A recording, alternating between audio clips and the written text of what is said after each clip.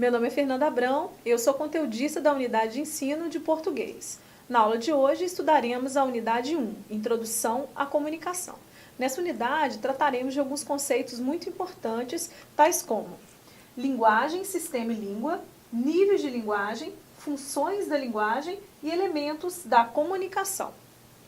Sobre linguagem, é importante pensarmos num conceito muito interessante, que seria o sistema através do qual o homem comunica suas ideias e sentimentos, seja através da fala, da escrita ou de outros signos convencionais. Bem, o conceito de linguagem tem ali algumas características, alguns elementos que são importantes a gente destacar, tais como comunicação de ideias. O homem utiliza a linguagem desde os primórdios da existência, historicamente falando, para expressar suas ideias, seus sentimentos, suas emoções. E essa linguagem ela pode ser produzida em algumas formas diferentes, ok? Ela pode ser discutida, utilizada através de uma linguagem verbal e de uma linguagem não verbal. A linguagem verbal é todo o sistema que nós utilizamos em que a língua, no caso a língua portuguesa, ela é o instrumento principal da comunicação. Então, nesses momentos, a comunicação vai ser produzida através da língua portuguesa.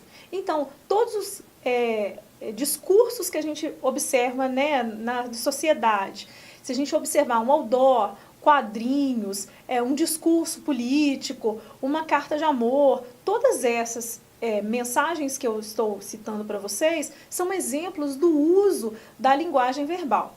Por outro lado, a linguagem não verbal é aquela em que nós utilizamos as outras formas de expressão, tá? Então, a expressão corporal, o sorriso, ou quando a gente está cabisbaixo, ou as formas de expressar, no caso de linguagens, da musicalidade. Então, todas essas, se a gente pensar, por exemplo, numa trilha sonora de um filme dramático, de suspense, a gente já sabe, dependendo dessa trilha sonora, se vai acontecer um assassinato, ou se é um momento de adrenalina e de emoção. Então, a linguagem não verbal, ela é utilizada, então, para expressar também ideias e emoções, porém, sem o uso da língua portuguesa. Então, os desenhos, as formas, os sons, todas essas formas de comunicação, diferentes do uso da norma escrita da língua portuguesa, no caso, são consideradas linguagens não verbais. Outro elemento importante para a gente trabalhar aqui é a questão da língua ou sistema. Então, existe uma definição importante, eu acho que vale a pena a gente destacar esses elementos aqui. É a entidade abstrata, coletiva e geral, memorizada na mente de todos os falantes de um grupo linguístico. Bem, a língua é um elemento extremamente importante, porque ele é um elemento unificador de uma comunidade, sabia disso? É interessante pensar que a língua é o elemento que vai transformar um determinado local como a pátria de alguém. Então, a língua ela é a pátria, ela é capaz de organizar, juntar pessoas de diferentes culturas, ou de diferentes interesses, mas ela acaba unificando essas pessoas num determinado território. É muito interessante pensar que se a gente discute a questão da língua oficial de um país, a língua oficial é aquela que é mais importante ou considerada a mais importante.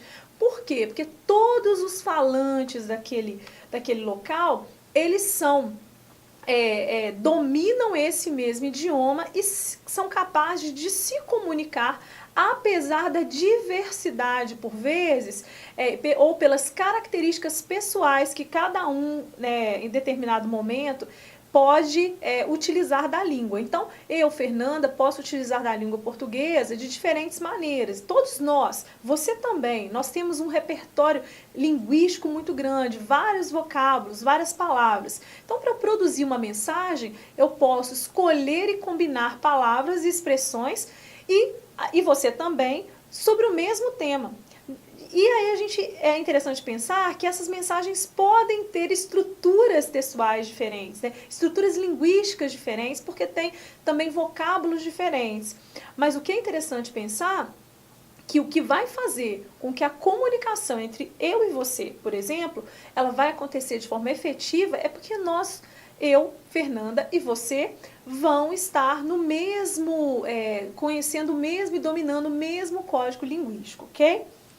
Bem, além disso, outro tema que a gente pode ressaltar aqui como importância é a questão da norma ou padrão. O que seria norma ou padrão? É o modo como os usuários se valem da língua, preferindo certas formas e preterindo outras. É o que eu acabei de mencionar para vocês. Nós temos, dependendo da situação comunicativa. O que é a situação comunicativa? É o momento em que a comunicação se estabelece. Então, que contexto que essa comunicação se estabelece? Eu posso utilizar uma linguagem um pouco mais formal, um pouco mais técnica, vai depender exclusivamente de quem é meu público-alvo. Bem, se o meu público-alvo ele tem um conhecimento linguístico um pouco mais apurado, eu posso, por vezes, escolher vocábulos e expressões que vão se fazer entendidas por essas pessoas. Por outro lado, se eu não observar quem é esse meu público-alvo, eu também posso selecionar linguagens, ou formas de me expressar que não vão atingir corretamente esse público. Isso quer dizer que esse público não vai compreender ou ele vai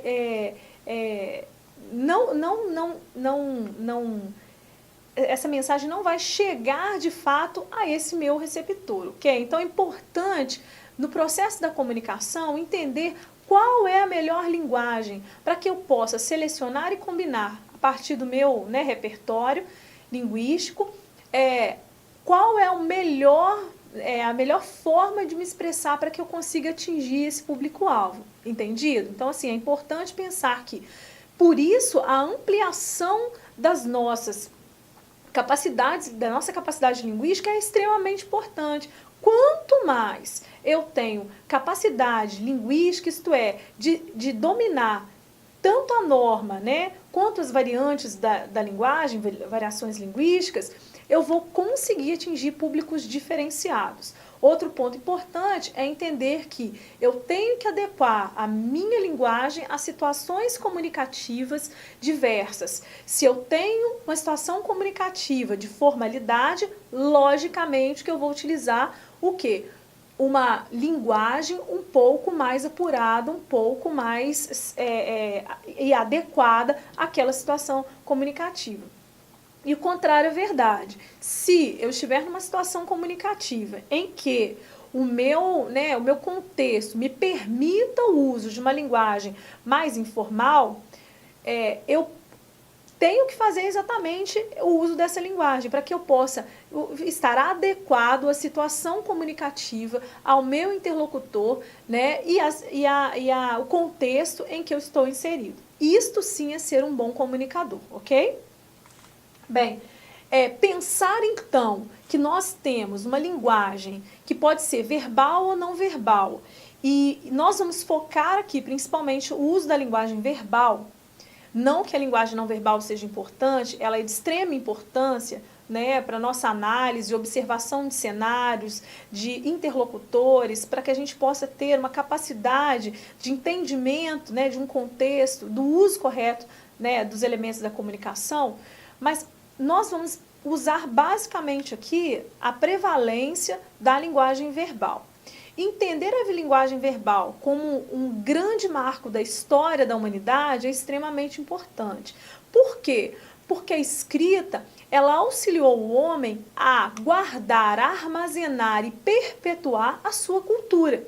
Todas as formas de aprendizado, de conhecimento, de ciência que nós tivemos, de arte, de aprendizado e mudanças em todos os âmbitos, em que nós podemos gravar, informar, perpetuar, disseminar essas informações, elas só puderam acontecer devido ao registro formal, à escrita, que vai aqui nos possibilitar ampliar, né, a cultura daquele momento histórico até os dias atuais, ok? Então, a escrita, ela é um marco significativo na história da humanidade. Pensar também que a escrita, ela auxiliou na difusão e prestígio como ferramenta aí, né,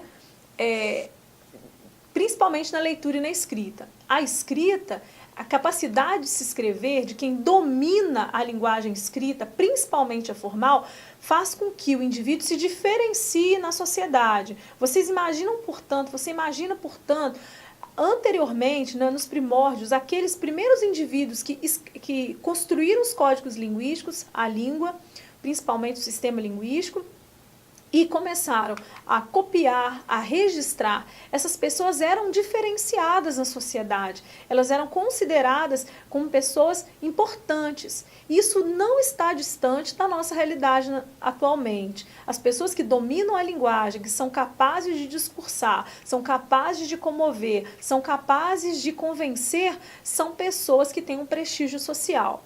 Então é muito importante entender que a linguagem, a capacidade de escrita, a capacidade de leitura e de interpretação, ela vai auxiliar também na sua ascensão social. Aquele que escreve bem, portanto, é considerado socialmente como um indivíduo apto a atuar, a inferir e a construir, né, de uma forma mais significativa. Pensar também que a escrita, ela materializa o quê? O código, o sistema, não é isso? Então, abstrato, pensar nas palavras, falar, né, como eu estou falando aqui, é apenas o quê? A abstração. A escrita, o registro, ela auxilia, então, na materialização do meu pensamento, do meu sentimento, do meu desejo, ok? Das minhas ideias. Então, e sair do campo da abstração, do campo das ideias, e saber, né, traduzir o que pensamos e sentimos utilizando uma ferramenta chamada escrita, é uma ação social extremamente importante. Então, aquele que domina a escrita, aquele que domina esse repertório linguístico, ele tem, consequentemente, um valor social mais significativo. Pensando, então, que a escrita ela também vai auxiliar, como eu falei, nessa interlocução dos atores sociais. Isso quer dizer, né? Então, eu, Fernanda, estou aqui, posso encaminhar para você via, né, via e-mail ou mensagem no nosso ambiente de aprendizagem, várias mensagens, informações e conteúdos, mesmo estando fisicamente em locais diferentes. Então, ela também, a escrita, ela tem esse benefício, ela vai nos auxiliar o quê? A fazer o intercâmbio entre pessoas que estão em tempos históricos diferentes. Então, aquelas informações que foram escritas no século XVIII, XIX, XX, por exemplo, ou até no século XXI, mais recentemente, ou que estão em espaços geográficos diferentes, às vezes no mesmo tempo histórico, 2016 ou 2014, mas elas estão em espaços geográficos, em regiões geográficas diferentes, ok? Então, a escrita, ela nos permite também transcender essas questões de barreiras geográficas, do tempo e no espaço, e é um registro historiográfico. Né? Por quê? Porque se eu escrevo hoje, né, nas redes sociais, e anteriormente nossos antepassados escreviam diários, nas cartas, por exemplo, eles também registravam acontecimentos históricos que naquele momento ele estava inserido, né, no contexto histórico que ele estava inserido, ok? Bem, outro item interessante a ser discutido é a fala. A fala seria a concretização individual do código linguístico pelos participantes de um ato comunicativo. Então, a fala, ela tem algumas características que são importantes pensar. Ela é mais solta e espontânea. Então, na nossa fala, se a gente não está numa situação de formalidade, nós não nos preocupamos, às vezes, com gírias ou com uma estruturação muito bem organizada. Então, a linguagem falada, ela é mais solta e espontânea, ela é efetiva, livre e clara, porque há um contato entre os interlocutores, entre o meu interlocutor, né, entre receptor e destinatário, entre os falantes, né, dessa situação comunicativa. Ela integra-se melhor ao ambiente, às circunstâncias, por conta exatamente da proximidade com o nosso interlocutor, ok? Nós utilizamos de gestos, então a linguagem não verbal, ela também vai ser muito utilizada na linguagem falada, porque nós também começamos a ler as pessoas não só pelo discurso verbal da fala, mas também de toda a expressividade, de todos os detalhes, as dicas que nós podemos observar e precisamos observar, principalmente no meio profissional, que a gente tem que observar esses sinais não verbais também. Então, na linguagem falada, nós temos essas características que são importantes serem observadas. Bem, um item aí, como eu estava conversando e discutindo, é importante pensar que a linguagem falada, né, tanto a falada quanto ela escrita, ela vai ser utilizada dependendo da situação comunicativa.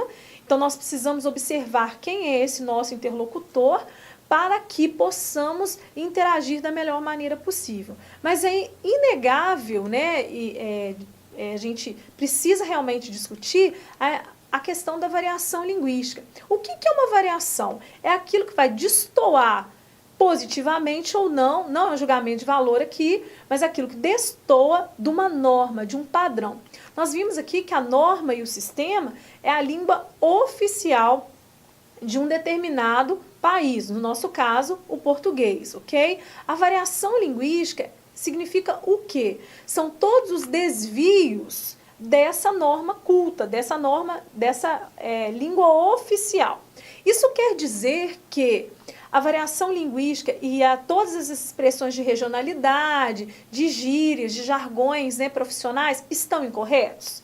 Obviamente que não. A resposta é não, mas depende. Depende. Por que, Fernanda, depende? Depende da situação comunicativa. Essa frasezinha, né, essa expressão, eu estou repetindo bastante porque ela é extremamente importante. Nós precisamos entender que a linguagem ela pode ser utilizada de várias maneiras. Tá? O que teoricamente está errado quando usamos variação linguística ou quando utilizamos de expressões que não são privilegiadas da norma culta, temos a ideia, temos às vezes o conceito de que ela está errada. Mas tudo vai depender. Porque a gente precisa usar a linguagem de forma adequada. Vamos pensar numa situação. Se eu estou escrevendo uma narrativa e tem um personagem que mora numa zona rural, por exemplo, eu não posso de forma nenhuma, na linguagem dele, nas falas desse personagem, colocar um discurso muito casto, muito polido, completamente de acordo com a norma culta de língua portuguesa. Por quê? Por causa da coerência discursiva, correto? Então, se eu tenho aí um personagem que ele exige essa caracterização, eu preciso, portanto, utilizar da adequação da linguagem para que esse falante aí tenha o linguajar mais adequado àquela situação. Okay? É importante pensar que quando estamos aí no nosso meio convívio mais afetivo, de familiar, a linguagem também não necessita de tanto rigor e de tanto cunho de formalidade. Então, pensar aí que há uma norma e essa norma, ela auxilia em quê? A norma auxilia a sistematização e a integração dos falantes, né, no mesmo espaço geográfico. Então, e ela é o quê? A língua oficial, ou ela foi imposta belicamente pelos conquistadores, que no caso foi o Brasil, ou ela é uma língua que tem um status social importante. Se nós pensarmos hoje que temos o inglês como uma segunda língua para vários países, ou quase uma primeira língua, nós pensamos então que esse idioma é um idioma também que é de cunho de status social, né, de importância social. Então, a língua também, oficial de um determinado país, ou ela é de um status social, da importância que se dá. Anteriormente, nós tínhamos, né, o grego e o romano, né? Posteriormente, nós tivemos o francês como uma língua importante, expansionista, e hoje o idioma é inglês, né? Então, internacionalmente falando. Mas a língua, então, é escolhida. No nosso caso, que fomos colonizados pelos portugueses, a língua oficial foi a língua portuguesa. Exatamente por quê? Exatamente porque eles tinham um registro da língua escrita. Eles tinham uma cultura armazenada, historicamente escrita. Correto? Camões, né? Vamos pensar, né, nos Lusíadas, em outros tantos escritores, né, se a gente pensar no Caminha, que registraram, né, as suas impressões sobre a terra descoberta ou sobre o próprio país, como Camões, por exemplo. Então, a língua escrita, ela vai nos dar uma permanência e uma expansão. Como nós tínhamos, os nossos primeiros habitantes eram ágrafos, isto é, que não tinham essa grafia, esse registro, nós acabamos tendo como prevalência aqui a língua portuguesa, ok? Por que essa introdução? Porque a variação linguística ela deve ser entendida de uma forma a não compactuar com preconceitos linguísticos. Bem, a variedade padrão seria o vocabulário mais elaborado e segue a gramática normativa. Já a variação aí, né, coloquial, o vocábulo mais comum, emprego de gírias e expressões populares, não observância da gramática normativa. Bem, existem alguns exemplos que a gente poderia tratar aqui, algumas propagandas que são interessantes de observar. Essa aqui foi aí produzida pelo governo brasileiro, né, principalmente no tocante aí no momento da questão da festa, né, popular aí no Brasil, no caso do Carnaval. Rio de Janeiro, no Carnaval, pega bem pegar táxi ou ônibus depois de beber. Então, o uso da palavra, do pega aí, no sentido de pegar, não só de pegar, do verbo pegar, mas no sentido de ficar bem, né, na fita, por exemplo. Bem, esse é um outro exemplo, né, de uma cerveja, né, a cerveja que vai bem com chocolate, se beber não dirija. Uma campanha também relacionada com a questão da lei seca. Mas o bem, ele está, né, relacionado aí com um vocabulário muito utilizado no sul do Brasil, né, trilegal. Então, esse é um exemplo de regionalidade, né, que a gente poderia colocar outros tantos exemplos aqui. Bem, esse exemplo, ele está mais relacionado com o exemplo de jargão profissional, ok? Bem, infelizmente a alocação de recursos em outras áreas de risco obstaculizou a realização de briefing do projeto do prazo crítico da missão. Existe uma tradução aí, né, em português, porque, né, quem não é muito dessa área pode ter ficado um pouco confuso em relação a essa expressão, né? Então, eu tenho uma traduçãozinha. Relaxei e não consegui terminar meu relatório no prazo exigido. É até interessante, porque assim, várias palavras, várias expressões foram utilizadas e, na verdade, a mensagem era muito mais simples do que a gente poderia imaginar. Mas esses são exemplos de quê? De uso da língua técnica. O primeiro exemplo, no caso da campanha do Rio de Janeiro, de uma linguagem um pouco mais coloquial, mais descolada. A segunda, de um regionalismo do sul do Brasil. E essa terceira está relacionada aí com, né, a linguagem mais técnica